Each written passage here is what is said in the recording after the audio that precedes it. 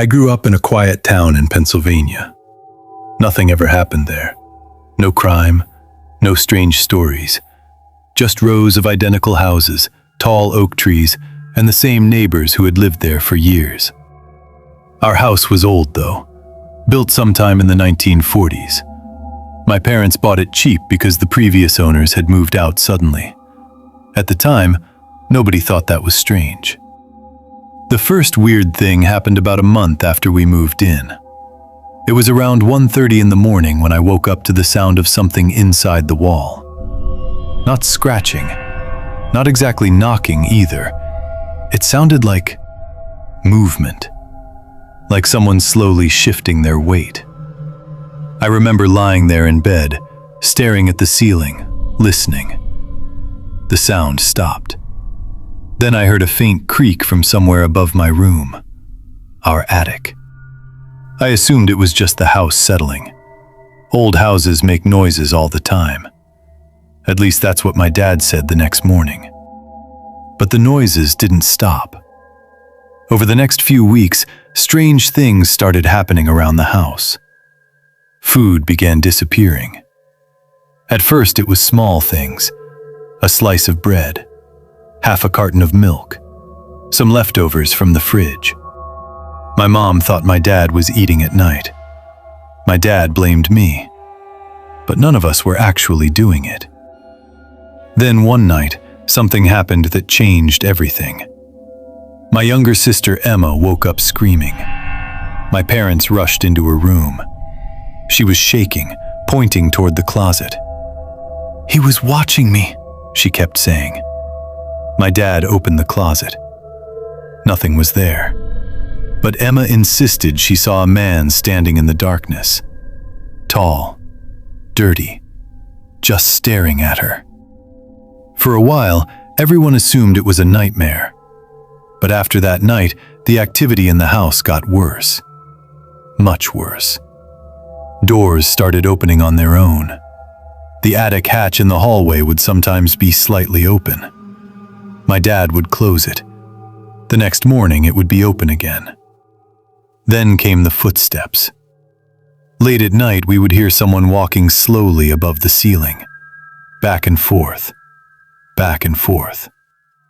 My dad finally decided to check the attic. I remember standing at the bottom of the ladder while he climbed up with a flashlight. For a moment, everything was silent. Then he suddenly froze. "What the hell?" he whispered. He climbed back down quickly.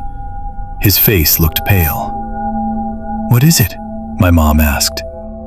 "There's stuff up there." "What kind of stuff?" "Food wrappers, blankets, bottles of water." Someone had been living in our attic. For how long, we had no idea.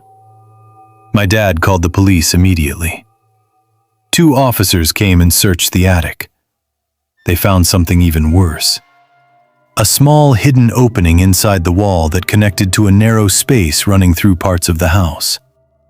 Inside that space were more blankets, more trash, and dozens of empty food containers.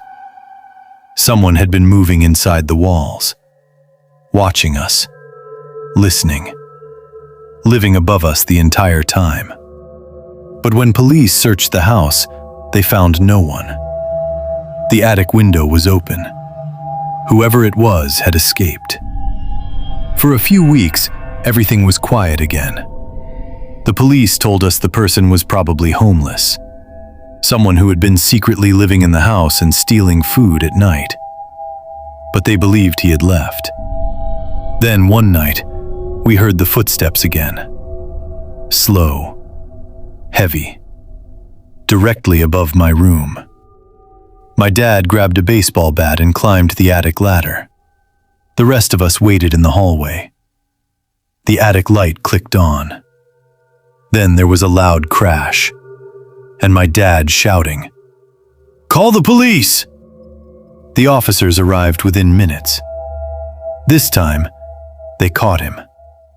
A man in his late 30s. Filthy, extremely thin. He had been hiding in the wall space. Police later said he had been secretly living in abandoned houses for years, moving through attics, watching families, waiting until everyone was asleep before coming out. But the part that still terrifies me was what they found in his backpack. Photographs, dozens of them. Pictures of our family, taken inside the house, while we were sleeping.